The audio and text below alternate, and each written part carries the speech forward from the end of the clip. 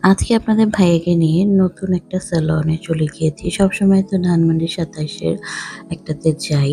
So আজকে যেটাতে গিয়েছি এটা হচ্ছে লুক চেঞ্জ লাইফস্টাইল সেলন।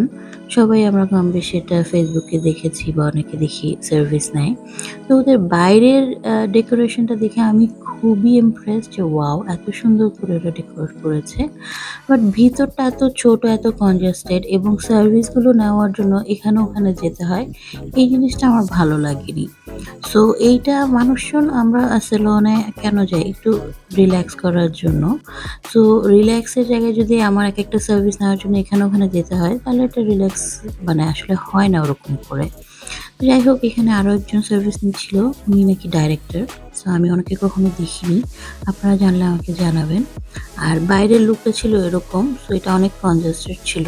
খুব একটা আমার কাছে ভালো লাগেনি। বাট সার্ভিসটা বলতে গেলে এটা ছিল আপনাদের ভাইয়ার বিফোর লুক। আর এটা হচ্ছে আফটার লুক। সার্ভিস যে খুব আহামরি খুব ভালো তাও বলব না বাট নট ব্যাড। আপনাদের কেমন লাগলো?